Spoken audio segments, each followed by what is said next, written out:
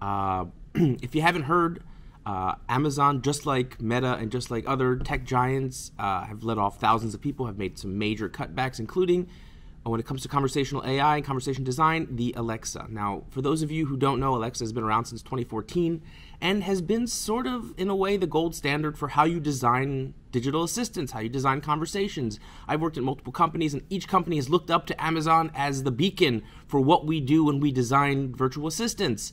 And now that they're sort of shutting down and it's not working, it's interesting to see some of the user comments. And so what I found was I found an amazing thread on Reddit. So first of all, we're going to start off with Reddit is an amazing place, and there's really not much left anymore. You can't go on Twitter anymore. It's kind of a shit show.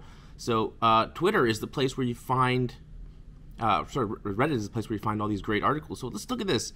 A division in crisis, and Jeff Bezos' pet project is a sign that the business model in the company once pioneering is failing. So this is actually behind a paywall, so I can't actually read the article. But there's another similar article on VoiceBot AI by Brett Kinsella, an amazing write-up, and I'll link to that as well. So Alexa, anytime you're about to say something that starts with "by the way," shut the up. So I totally agree with that. First of all, the "by the way" thing is super creepy. By the way, let me give you a spiel for about 10 minutes about something that I have no interest in, or how to work this device.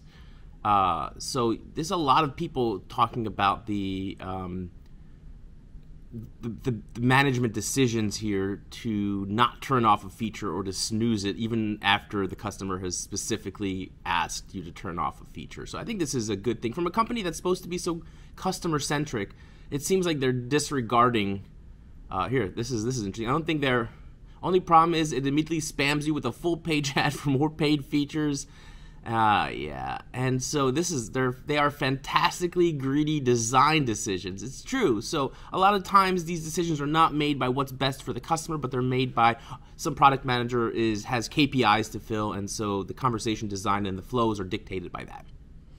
There are a lot of people talking about how they abuse their digital assistants and how they're abusing Alexa, and I think that part of the design leads to that. The fact that she's Alexa and Siri, they're all so subservient, it really allows you to, encourages you to kind of just abuse them. So that's another design mistake, I think.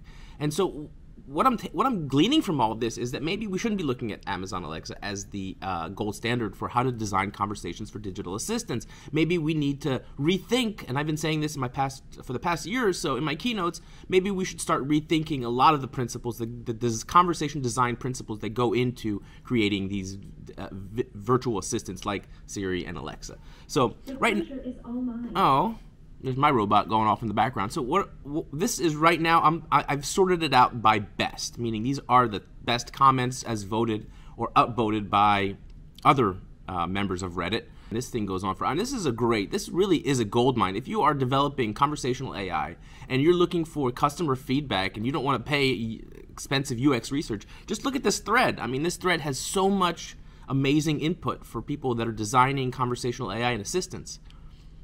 So this is about the timers, about people getting really, really, really frustrated with the timers. Personally, I've never, ever used any of my devices to do a timer, but I guess there are people that do it, but they're talking about all these mistakes and all these, issues with the timer. So there's another thing there that, from what I understand, and full disclosure, I interviewed at one point for Alexa devices, and there was a whole department on timers. The Alexa, correct me if I'm wrong, but there was an Alexa timers department, and they couldn't even get that right. Meanwhile, Cortana is wondering why no one's talking to her. Bixby fell down a sewage pipe. Oh man, this is brutal. This is brutal not just for Alexa, but for all the digital assistants across the board. And this is a lot for us to think about, people that are creating these things. The people are not happy. People aren't happy with our digital assistants. We really need to understand what they want, okay? Maybe we should stop making the same mistake over and over and over, especially when it comes to the conversation design and the personality of these virtual assistants. All right. So this is just a whole bunch. You can just keep on going for days on this thread here. And I also recommend, like I said before, checking out Brett Kinsella's amazing, which he's keeping it up in real time, breakdown of what's going on at Alexa. And of course, my condolences to all my friends, colleagues who are working at Alexa, Amazon, and are now laid off. I thought I heard someone. Maybe it was Jeffrey Bezos. Sort it now. Sorry, we already sorted by best. Now we're going to sort it by controversial. Okay, so it's failing because it was invading people's privacy, and no one likes an eavesdropper. I mean, that's the impression that people are getting, is that it's basically listening in.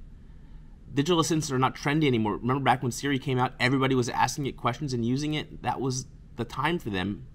But even then, they were used for dumb shit, not as an integral tool, and I totally agree with this. Now, Bixby, yeah. So and they're trying to push these things into places where you have to use them, but nobody wants to use them. So the thing is, why create assistants and chatbots, and I've been saying this for years, that nobody wants to talk to? Create things that people want to talk to. Okay, here we go. This is getting interesting here.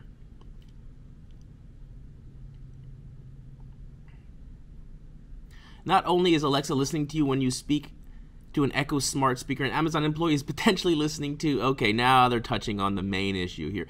Amazon employs a global team that transcribes the voice commands captured after the wake word is detected and feeds them back into the software to help improve Alexa's grasp of human speech. So basically, there are thousands and thousands and thousands of people in places all over the world, like me, who are listening in on conversations and improving the flow. I mean, it's not a big deal for us in the industry, but I think it's a shocking truth for a lot of people who are not aware of what's going on in our industry. And this is, again, just a whole bunch of people who are really upset about the privacy issues. So it seems, if I'm going to recap the issues, it seems there's a lot of design issues. There was a lot of the way in her personality, but it was also issues of privacy. So there's all these things that are playing into it. And instead of companies like Amazon addressing those issues, they're doubling down and making these things even more ridiculous and even more like trying to sell you stuff that you don't need based on the things that they see in your house. And now the best example of that is the Amazon Astro, where it's mapping out your house, and then it's telling you probably what you are missing and need to buy from Amazon. So finally, and I am going to sort by top, and these are just the top comments. Let's see if there's anything.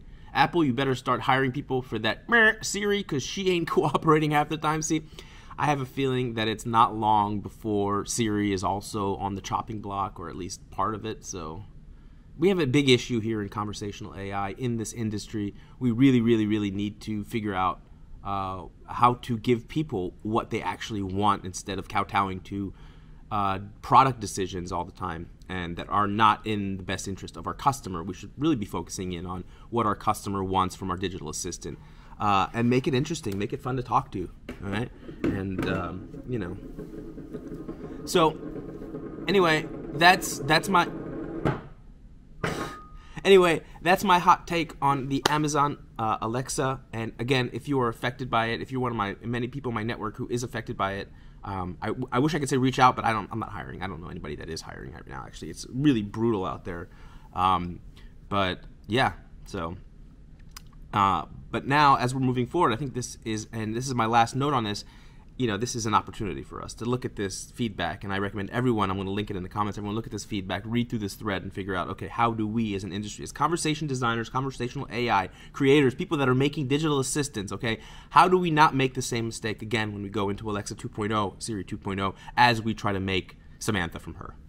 I'm Jason Gilbert, and see you on Reddit or TikTok. I'm on TikTok and YouTube as well. This video's on YouTube, so check out YouTube. I got a video on YouTube. And the reason for the Viking helmet, because man, it's brutal out there in the world of tech. It's brutal. You gotta protect your head. Peace.